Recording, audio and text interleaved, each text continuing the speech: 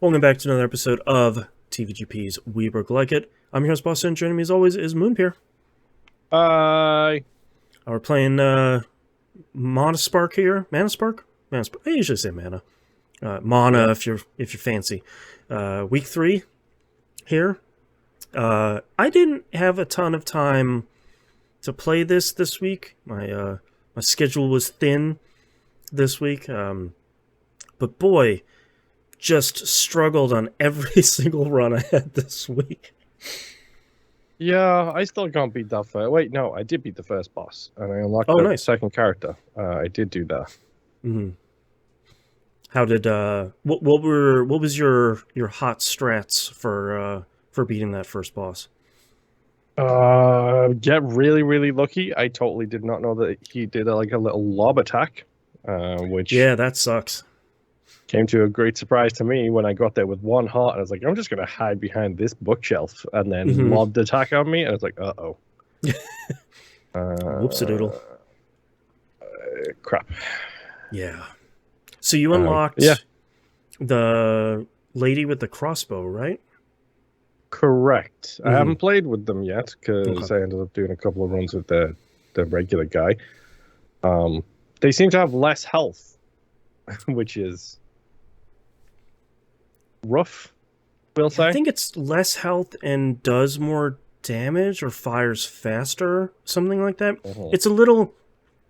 That's one point of frustration for me is, I kind of wish there was a better character select screen so you could tell the differences between each one of the characters. You know, one thing that Binding of Isaac does really well in games like that, where it's like, you have 3 hash marks next to health, and this one has 2, but this character has way more damage, so of course they have less health, and kind of balancing that. As far as I can tell, I haven't found that in this game yet, unfortunately. Yes. But I think there's only 4 characters in the game that I've run across, I believe. So maybe it's not that bad at the end of the day. So Yes. how far did you get post first boss? I think I got like 2 rooms in. That's it. I probably had the floor wiped with me. I'm very disappointed in the books that the weakness whole thing. Like you can research animals or research the Right. enemies and then apply a weakness to them, but you can only do it to one enemy at a time, which is very annoying. Yeah, it'd be interesting if there was a way for you to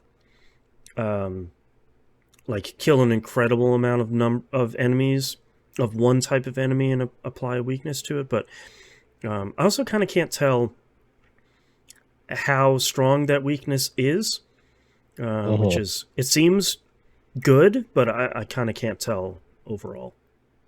Yeah. That, It looks like it does double damage, maybe. yeah. It's an interesting system, but I'm not sure. Not sure it's kind of a game changer like some of the other stuff in there. Like, Yeah. attaching one of the items to your character's soul, like that's a pretty big impact. Like that's a pretty big bonus. So, yeah. A lot of mine this week was going in, beating that first boss, and then kind of as soon as you beat that first boss, there's it feels like there's a difficulty spike.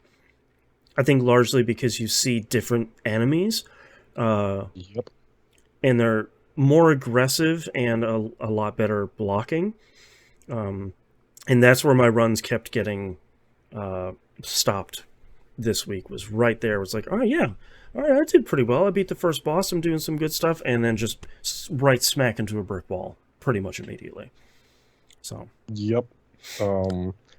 I will say that we talked about on Discord something that my game can do that your game can't do. Yeah, I forgot about that. Which is when I die, my game can create GIFs of the way I died. It's really good. I wish more roguelikes did this. It was, and it also literally, if you pause the game, it also does the same thing in like a little window, and you can capture like the last 5 seconds of a GIF, and you can like stretch.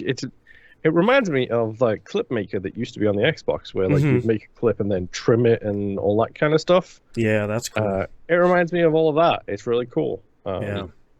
Also horrifying because I can see